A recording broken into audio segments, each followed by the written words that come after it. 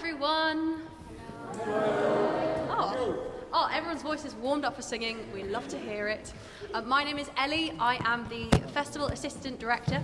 And I'd really like to welcome you to St Giles-in-the-Fields Church today and to our new year-long musical heritage project set to explore the heritage and the history of the local London area of St Giles, which officially launches here tonight with the support of the National Lottery Heritage Fund.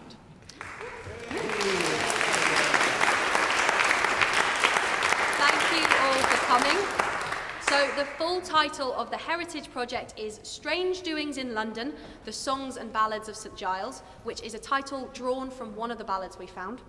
And we really hope this year will bring together the local communities and choirs through a history of ballad, song, news sheets and illustrations, and that you all enjoy our event tonight. There will be opportunities to take part in singing and research during the coming year, including visits to archives in Cambridge and in London where the ballads are often hidden away. And we'll also be offering volunteers the opportunity and guidance to put together exhibitions about the history of St Giles. So if you are interested in getting more involved in the project, do come and tell a member of the team. We have these really large badges so you can't miss us. And if you're interested in taking part as a volunteer, let us know. So, Will James from St Giles-in-the-Fields Society will be leading us through the event tonight and will be led in the singing by Martina on the accordion. But first this evening, we will welcome the singers from the Young Acors Theatre, who will sing the first 4 verses of Consider Yourself from Oliver, and then we can all join in. So you should have your song sheets you've been handed out. If you don't have one, wave in the air and one of our lovely festival volunteers will give you one. But you will also find out how the themes from Oliver connect to the history of St Giles as our event unfolds. So without further ado, thank you, Young Actors Theatre.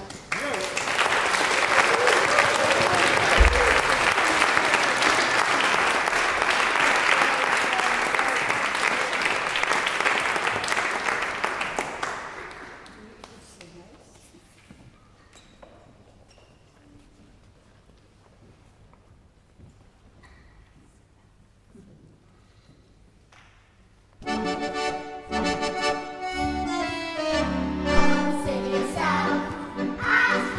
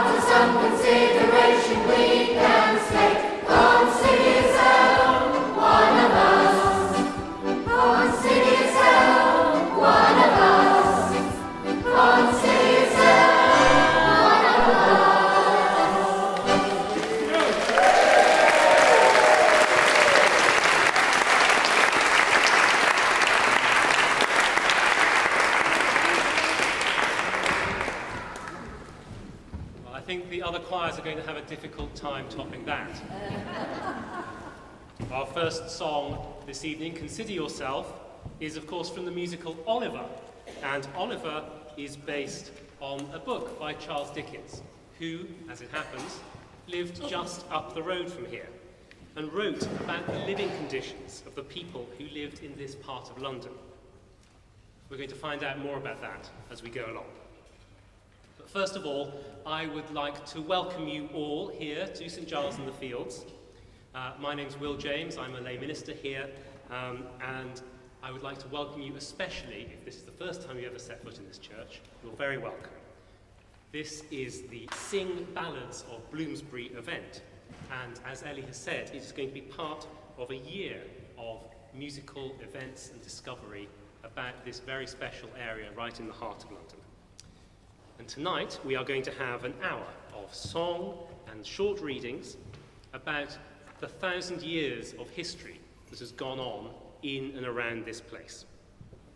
Over the centuries, this site has been a hospital, a place of worship, a meeting place between the city of Westminster and the city of London. More recently, it finds itself in the heart of one of the busiest places in London, a stone's throw from Tottenham Court Road and Oxford Street. And that span of history has witnessed many writers, entertainers, and local residents who have spanned the scale from the aristocracy to the most poverty-stricken in society. Over the last few years, we have commissioned a history book here as the parish. There's a copy of it here, and there are ones to buy at the back of the church at the end of the event, if you would so like. The book is written by two historians called Rebecca Preston and Andrew Saint. And tonight we are going to share some of the stories from that book, as well as from other recent publications, including the Central District Alliance of Business Investment District's newly commissioned Hidden History. And so, for our first reading from St Giles-in-the-Fields History of a London Parish, I'm going to introduce you to Eleanor Cobb.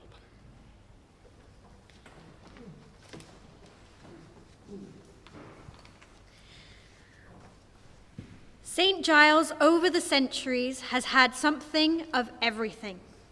Festering and unruly slums with fearful rates of mortality, slum smashing improvements in the guise of new streets and reformed housing, makers of beautiful and clever things, consumers of much more from old clothes to whole foods, eco-perfumes and amplifiers, crafts, industries and ironworks, mighty breweries and temperance coffee rooms, raucous dives, jostling street life, scruffy pubs, early gin palaces and grand restaurants, music halls and theatres, painters, engravers and printers, bird dealers, piano makers, music publishers, guitar sellers and car salesmen, warehouses for market traders and stores for their stalls and barrows, persecuted Catholics and enterprising Huguenots, Protestants,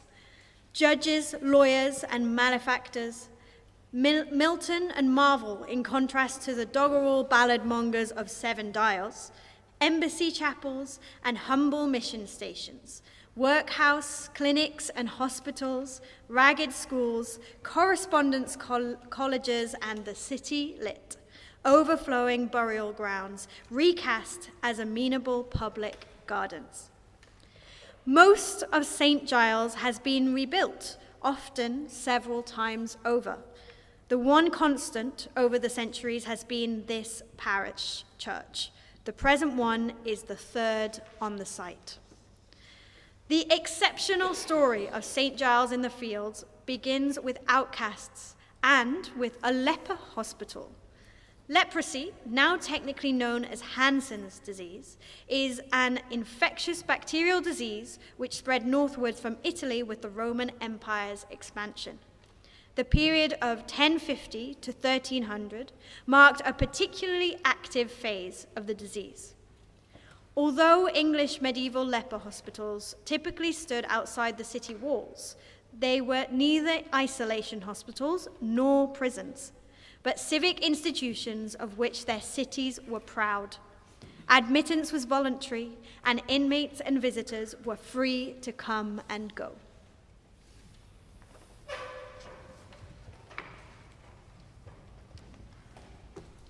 So, 1,000 years of history in St Giles began with healthcare and with serving social needs. Tonight, we will be sharing other stories of this place and introducing some of these in song and readings. And all of this is going to be part of that year-long project, Strange Doings in London, the Songs and Ballads of St Giles, for which that wonderful National Lottery Heritage funding has been secured. This is a starting point for research about those ballads and the news sheets that were produced in this area. The project will look at those ballads as a sort of oral history, researching both the writing and the pictures that they contain. It will collect and record the ballad songs of the local people who lived here, people of global heritage, and people living in our community today. It will share the traditions of telling local stories through song. Now, as you know, this is a sing-along event. So, you have your song sheets, you have no excuses. Where it says all singers, feel free to join in. Some of the choirs here this evening have already rehearsed, but if you know the tunes, then do join in with the all-singer sections. We are joined tonight by the St Giles Choir under the direction of Jonathan Bunny, the Young Actors Theatre from Islington, who you've already heard from, and the Dragon Cafe Singers, who are normally led by Vivien Ellis, who sadly can't be here tonight, and so instead they are led ably by Martina Schwarz on her accordion. We will also be hearing, as well as our readers, from Helen McDonald, who is a wonderful singer, who will be leading us for some of the songs. So, come with us on a magical journey through the history and the music of St Giles.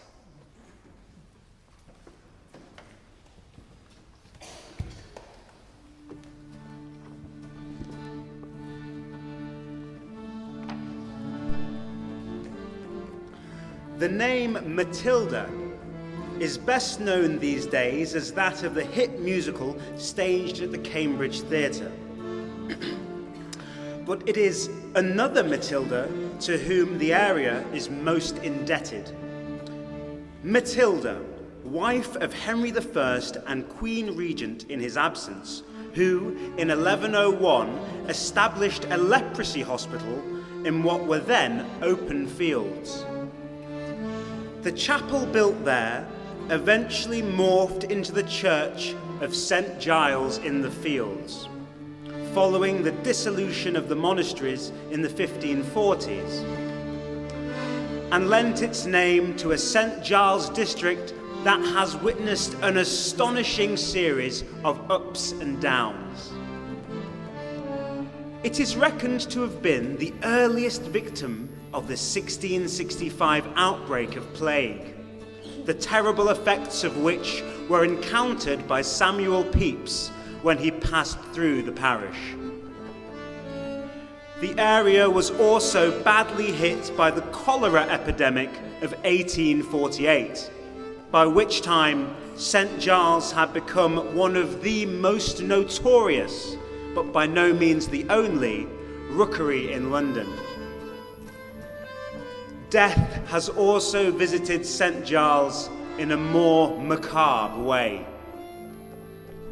During the 15th century, the gallows that had been at Smithfield were moved to where today's Flitcroft Street meets St Giles High Street and remained there for well over 100 years, uncomfortably close to a church which was supposed to be saving souls. At the churchyard gate, condemned criminals were offered a bowl of ale, the so-called St Giles's Bowl, as their last refreshment in this life. one of the supposed origins of the phrase, "one for the road." Anthony Babington and his co-conspirators in the Babington plot were the last to be hanged and disemboweled there in 1586 for plotting to assassinate the Protestant Queen Elizabeth I in favour of the Roman Catholic Mary, Queen of Scots. Those gallows were later moved to Tyburn, today's Marble Arch, but those executed there continued to be buried at St Giles. You're now all welcome to join in to the ballad of St Giles poem.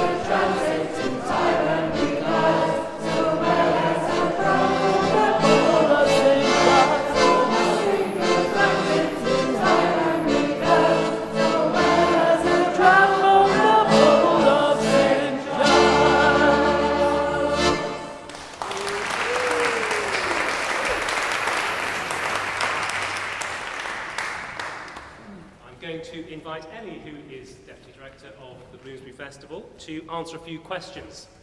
So, Ellie, we have sung one of those ballads that really bring to life the dramatic history of St Giles.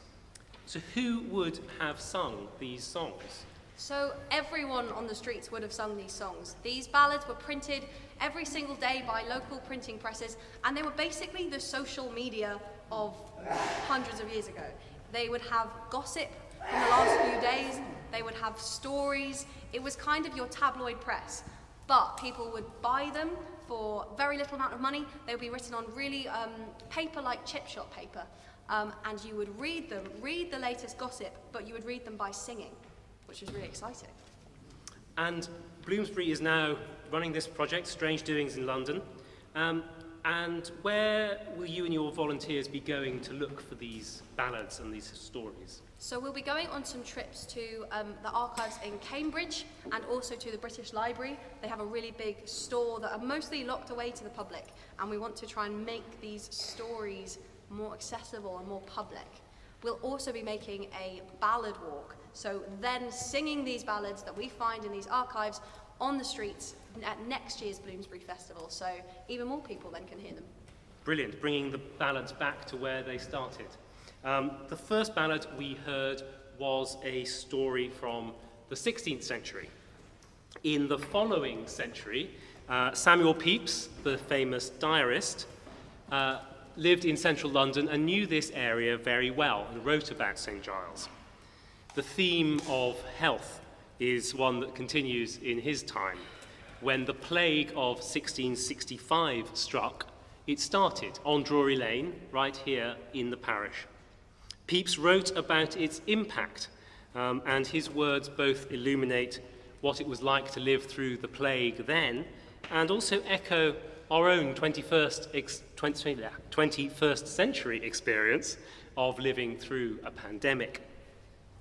Here at St Giles, the churchyard became one of the largest burial grounds for people who died from the plague of 1665. And now we're going to hear a bit more about that from Pepys's diary, read again by Eleanor. This is an extract from Samuel Pepys's diary.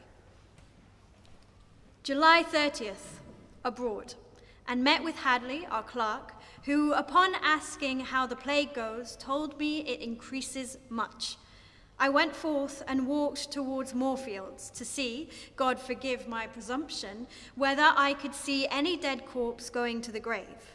But, as God would have it, I did not. But Lord, how everybody looks, and discourse in the street is of death and nothing else, and few people going up and down, that the town is like a place distressed and forsaken. July 31st, up, and after putting several things in order to my removal to Woolwich, the plague having a great increase this week beyond all expectation of almost 2,000, making the general bill 7,000 odd 100, and the plague above 6,000. Thus, this month ends with great sadness upon the public, through the greatness of the plague everywhere, through the kingdom almost. Every day sadder and sadder news of its increase. In the city died this week 7,496, and of them 6,102 of the plague. But it is feared that the true number of dead this week is near 10,000, partly from the poor that cannot be taken notice of through greatness of number, and partly from the Quakers and others that will not have any bell ring for them. August 6th, to London, to pack up more things, and there I saw fires burning in the streets, as it is through the whole city, by the Lord Mayor's order. Thence by water to the Duke of Albemarle's, all the way fires on either side of the Thames. And strange to see in broad daylight 2 or 3 burials upon the bankside, one at the very heels of another, doubtless all of the plague, and yet at least 40 or 50 people going along with every one of them.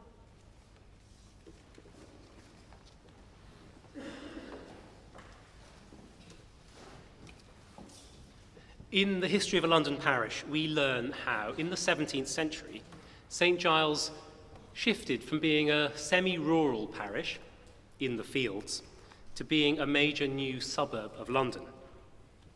For a time, it was a fashionable place to live. Aristocrats and judges vied for new houses in Lincoln's Inn Fields and Great Queen Street. And the Cockpit Theatre was a major attraction in Drury Lane. St Giles acquired a fine new church, as well as the elegant houses of Bedford Square. But in the years after 1800, the parish's reputation took a nosedive. St Giles became the most notorious of all the districts of central London, known for its poverty, criminality, and degradation. This reputation was particularly linked with an area of dense housing just to the north of the church, the so-called Rookery, which was also known as the Holy Land or Rat's Castle. Gives you an idea. To support the homeless and the destitute, the parishes of St Giles and St George's Bloomsbury established a workhouse in 1725. It was typical of the new London workhouses. It had beds for 156 people and was available to those in reduced circumstances, the sick and the elderly. But despite the good intentions of its foundation, it soon became associated with abuse and neglect. A 1730 ballad and broadside called The Workhouse Cruelty claimed to give a full and true account of the recent death of Mary Whistle, a housekeeper of St Giles. It accused the master and mistress of the workhouse of mistreatment and of confining her to a dark hold for long periods without food or water. Well, without further ado, here is the St Giles Choir to sing you the ballad of the workhouse cruelty.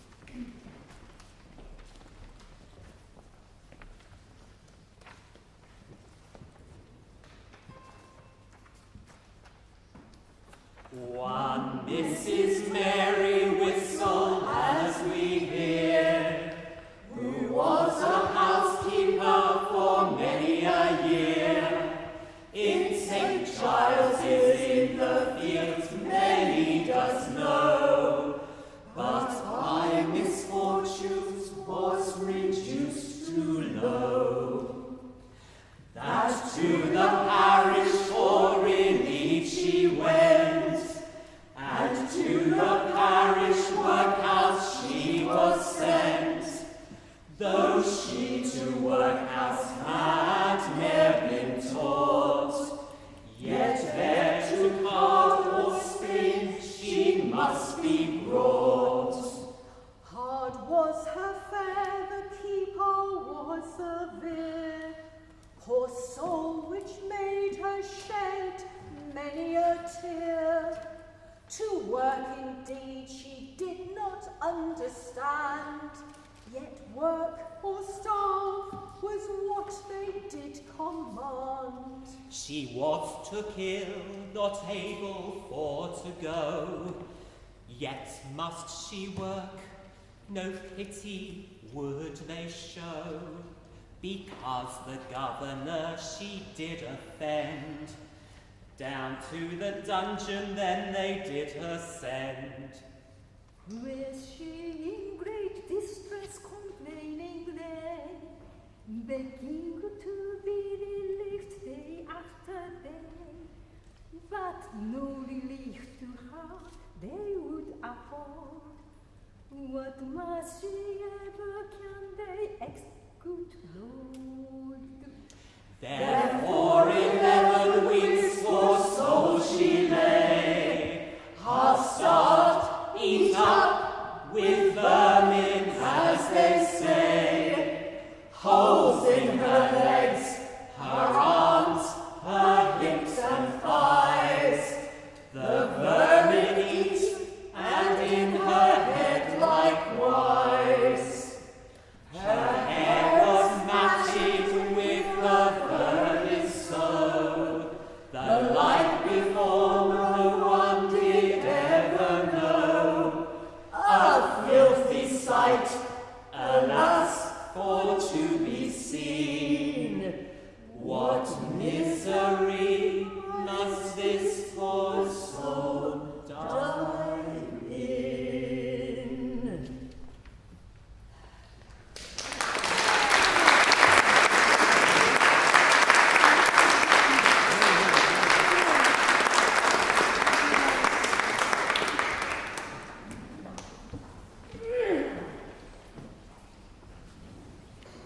So, the early 19th century was an era of poverty in St Giles, and the threat of the workhouse and the debtor's prison hung over people. It was during this time that a young Charles Dickens and his family experienced poverty firsthand, and he wrote atmospherically about the social conditions in London, and indeed in this very area of St Giles, in many of his novels and short stories. So now we are going to hear a bit of the great man's words read for us by Jim Osman.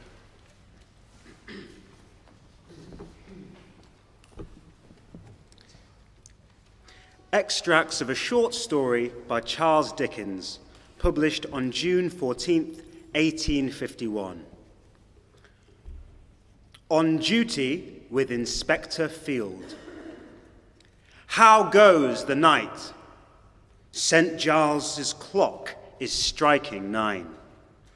The weather is dull and wet, and the long lines of street lamps are blurred, as if we saw them through tears. A damp wind blows and rakes the pieman's fire out, when he opens the door of his little furnace, carrying away an eddy of sparks. Where is Inspector Field? The Assistant Commissioner of Police is already here, enwrapped in his oilskin cloak and standing in the shadow of St Giles's steeple. Inspector Field is, tonight, the guardian genius of the British Museum. He is bringing his shrewd eye to bear on every corner of its solitary galleries, before he reports, "All right," suspicious of the Elgin marbles, and not to be done by cat-faced Egyptian giants with their hands upon their knees, Inspector Field, sagacious, vigilant, lamp in hand, throwing monstrous shadows on the walls and ceilings, passes through the spacious rooms. Presently, a sensation at the door. "Mr. Field, gentlemen." Inspector Field comes in, wiping his forehead, for he is of a burly figure. "Is Rogers ready?" Rogers is ready, strapped and great-coated. "Lead on, Rogers, to Rat's Castle." How many people may there be in London who, amidst this compound of sickening smells, these heaps of filth, these tumbling houses, with all their vile contents, animate and inanimate, slimily overflowing into the black road, would believe that they breathe this air? How much red tape may there be that could look round on the faces which now hem us in? For our appearance here has caused a rush from all points to a common centre.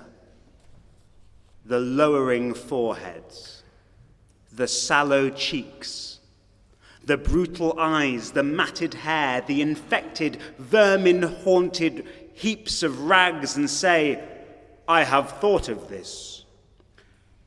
"Close up there, my men," says Inspector Field to 2 constables on duty who have followed. "Keep together, gentlemen. We are going down here. Heads." St Giles' Church strikes 10:30. We stoop low and creep down a precipitous flight of steps into a dark, close cellar. There is a fire. There is a long deal table. There are benches. The cellar is full of company, chiefly very young men in various conditions of dirt and raggedness. Some are eating supper. There are no girls or women present. "Welcome to Rat's Castle, gentlemen, and to this company of noted thieves.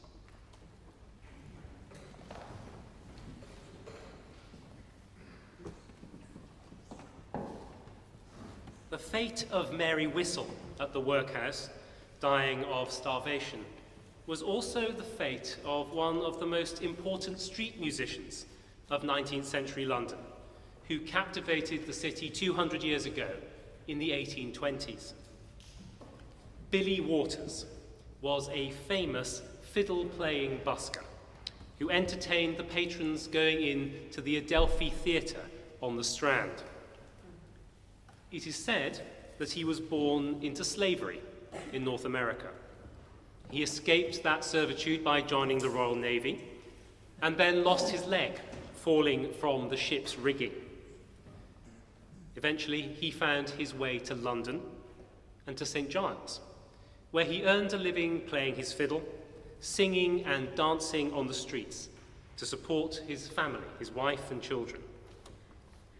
He was a distinctive figure in his naval uniform, wooden leg and feathered hat, and one of perhaps 10,000 people of African heritage who made their living in England at this time. At the end of his life, he was elected the King of the Beggars by the population of the Rookery because of his fame and the high regard in which he was held. He became the first performer of African descent to be represented on the West End stage, when a character based on him was represented in the play Tom and Jerry, which was a huge box office hit in the 1820s. But the false and perhaps racist portrayal of him in that play also ruined his reputation. He could no longer perform, and he died a pauper in the St Giles workhouse in 1823. 200 years later, last year in 2023, a commemorative plaque was unveiled to Billy Waters on the corners of Dyott Street and Bucknell Street, just across the road here. And that was where he had lived with his family, so it's very apt. This place was a landing point for people who didn't have anywhere else to go. They became whatever they needed to be, and some of them became musicians. This area became a centre for all sorts of popular performance. And later in the 19th century, this became the heart of a new phenomenon, music hall, where entertainers, writers and musicians could perform popular music to the masses.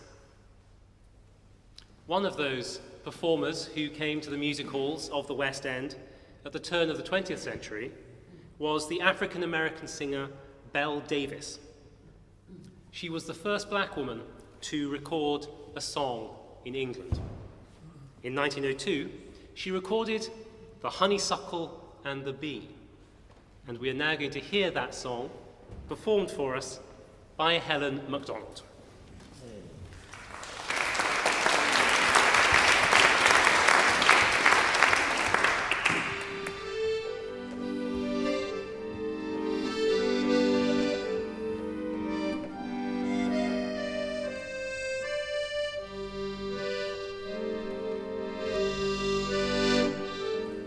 On a summer's afternoon, when the honeysuckle blooms and all nature seems at rest, 'neath the little rustic bough, 'mid the perfume and the flowers, a maiden sat with one she loved the best. As they sang the songs of love from the arbor just above, came a bee which lit upon the vine.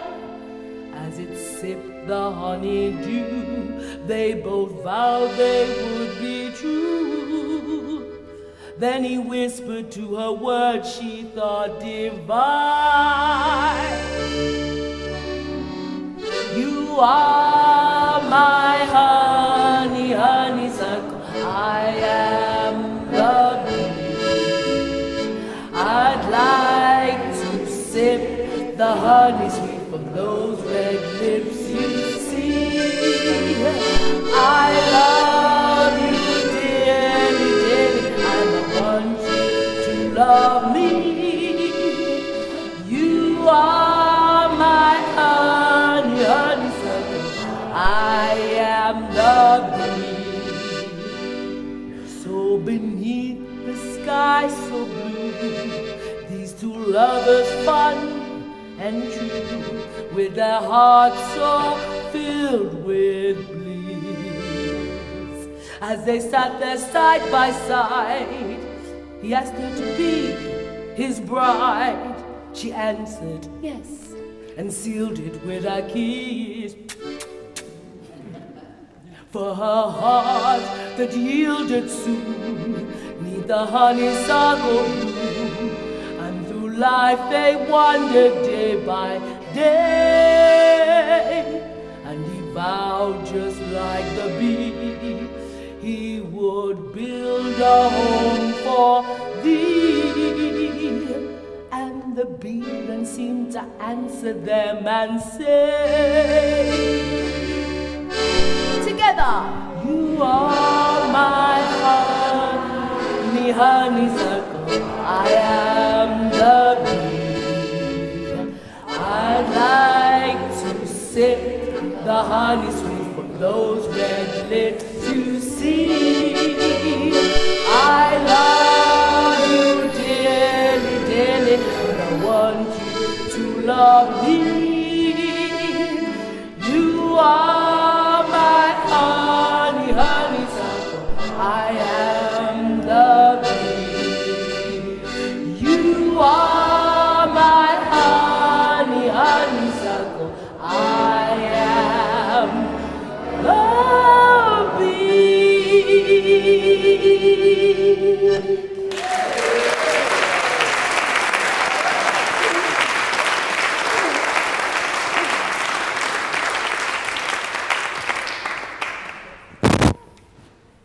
Over the centuries, St Giles had become truly cosmopolitan. Evidence of Irish immigrants can be traced to the 1620s, and of Greeks and Armenians to the 1640s. One of the catalysts for change in the area was the impresario Charles Morton, who, in 1857, opened the Oxford Music Hall near Tottenham Court Road. The Times noted it was the latest development on a grand scale of a species of entertainment now in great favour with the public.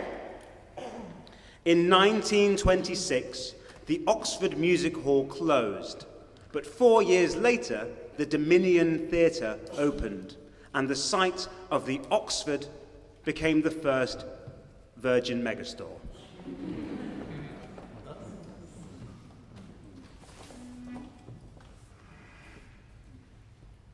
think it's time for the Dragon Cafe singers to come forward. Is that right? Yeah.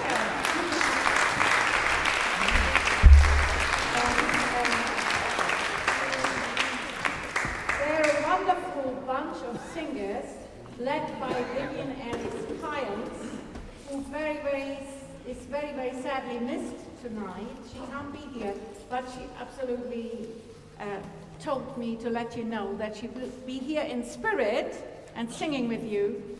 And the Dragon Cafe singers are a group of singers who write their own songs together. And we had a performance last Saturday at Cromer Street, and I would say they're fantastic songs. They're contemporary ballads.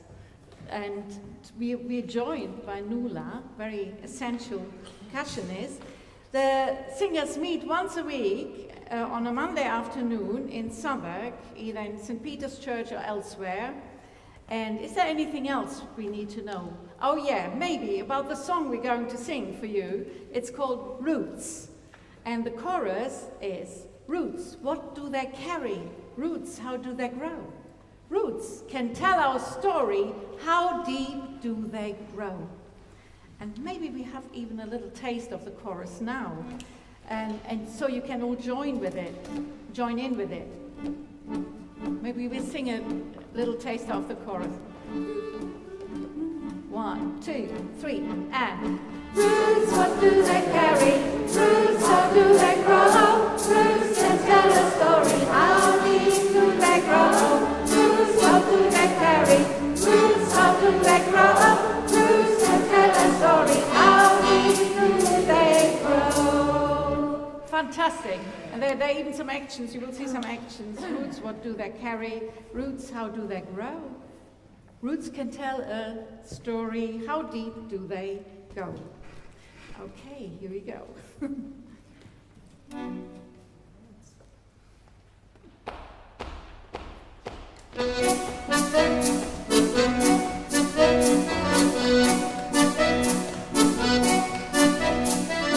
Feeling lost and rootless, searching for a home. Where is my kid went in this circle is my home. In the present, searching for my past. How can I see my future? In this circle is my heart. Roots, how do they carry? Roots, how do they grow? Roots can tell a story. How deep do they grow? Roots, how do they carry? Roots, how do they grow? Roots can tell a story. How deep do they grow? Where was my beginning? Family tree. What is my DNA? In this circle I am me. Rooted in the present, grounded in the past. I'm ready for the future. In this circle I am me. Roots, what do they carry? Roots, how do they grow?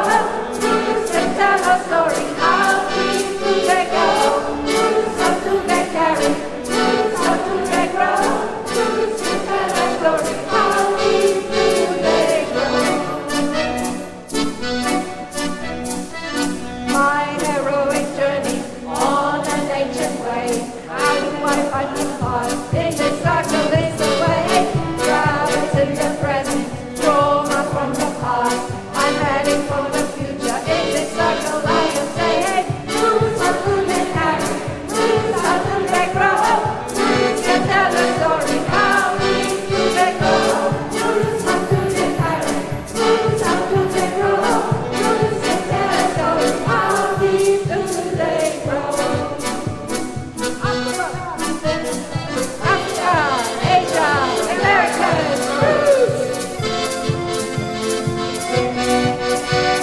Europe, Oceania, Australia, roots. Roots, what do they carry? Roots, how do they grow? Roots can tell a story. How deep do they go? Roots, how do they carry? Roots, how do they grow? Roots can tell a story. How deep do they go? Roots, how do they carry? Roots, how do they grow? Roots can tell a story. How deep? One more time. Roots, how do they carry? Roots, how do they grow? Roots can tell a story. How deep do they grow? Roots!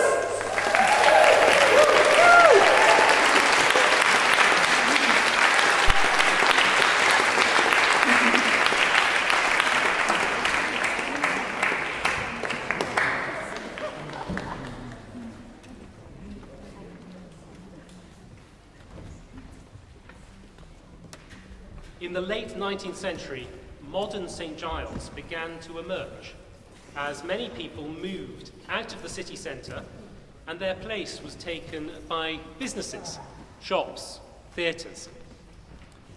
One of those industries that came to St Giles was the music industry on Denmark Street and Charing Cross Road. Music publishing in its modern sense took root in St Giles when Francis Day and Hunter took over several buildings in Denmark Street in 1896. And by the 1920s, it had become the heart of what would become the pop music industry in this country.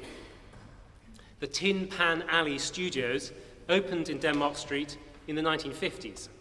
And, as many of you will probably know, the first Rolling Stones album was recorded there. Throughout the 1960s, many musicians who are still famous today recorded in the studios around this area what became known as Music Walk. one of the most successful of those performers to come out of Tin Pan Alley was a man called Elton John. He met his writing partner, Bernie Taupin, when they both worked at Dick James Music at 20 Denmark Street in the late 1960s. And so now, bringing us a little bit closer to the present day, we have two very talented musicians, Alex White and Eleanor Cobb, to sing the first hit that Elton John and Bernie Taupin had from those days in Denmark Street. Your Song.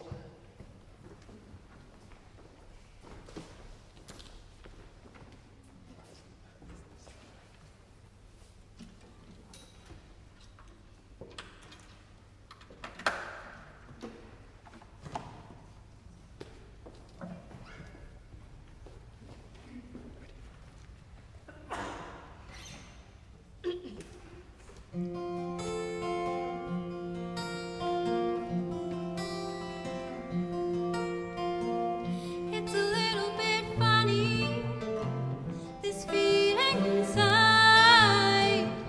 It's not one of those you can easily hide. I don't have much money, but boy, if I did, I'd buy a big house where we could both live. If I were a sculptor, but then again, no. Or a man who makes potions in a traveling show. I know it's not much, but it's the best I can do. My gift is my song, and this one's for you. And you can tell everybody this is the song. It may be quite simple, but now that it's done, I hope you don't mind, I hope you don't mind that I put down in words how Wonderful life is while you're in the world.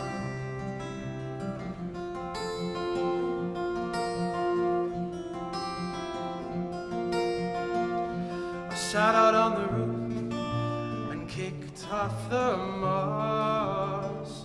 Well, a few of the verses, well, they got me quite cross. But the sun's been quite kind while I wrote this song. It's for people like you that keep it turned on. So excuse me for getting, but these things I do. See, I've forgotten if they're green or they're blue. Anyway, the thing is, what I really mean. Yours are the sweetest eyes I've ever seen. And you can tell everybody this is your song. It may be quite simple, but now that it's done, I hope you don't mind, I hope you don't mind that I put down in words how wonderful life is while you're in the world. Please join in for the next chorus. And you can tell everybody this is your song. It may be quite simple, but now that it's done, I hope you don't mind, I hope you don't mind that I put down in words how wonderful life is while you're in the world. I hope you don't mind, I hope you don't mind that I put down in words how wonderful life is while you're in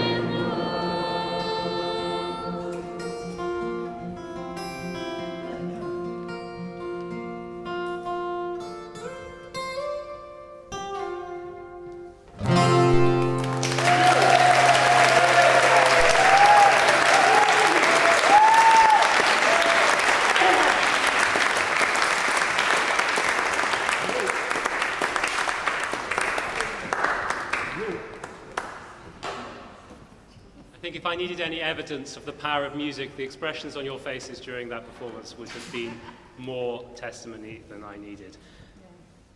What is St Giles today? Well, the church sits right next to one of London's biggest tourist attractions, and people come here from all over the world. They continue to flood into this area as a kind of gateway to London.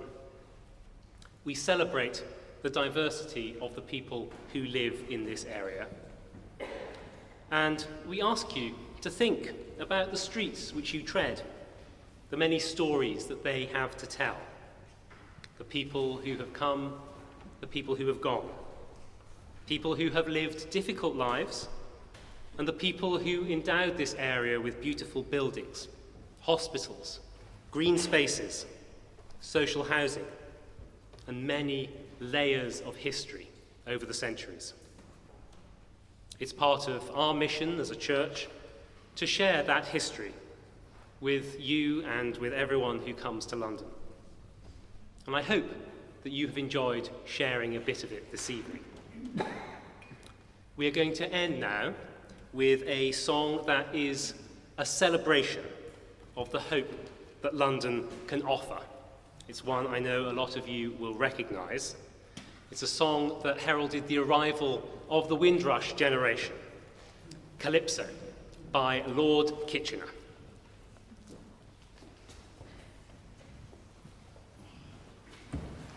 And you're all invited to join us after Helen will lead us into the song with the first two verses, and we've got every reason to celebrate because this is a lovely event, and thank you for being here, such a beautiful audience and a real show of diversity. Welcoming back Nuala. Please join in all the choruses.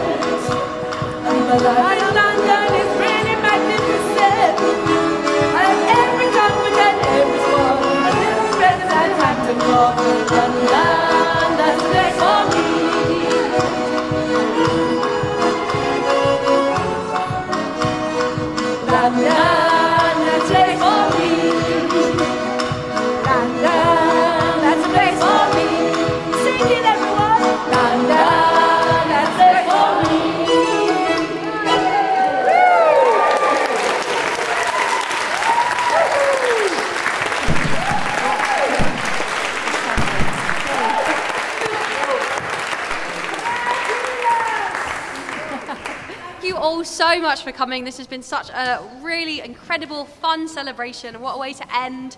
This is the start of a really exciting year. We will have more like this to come and even better.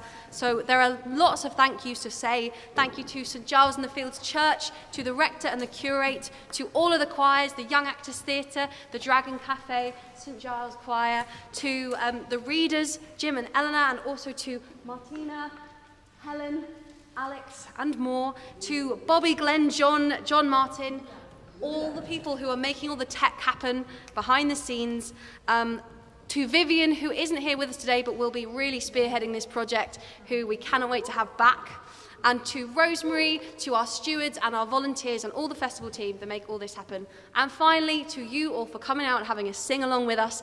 Thank you so much and have a lovely evening.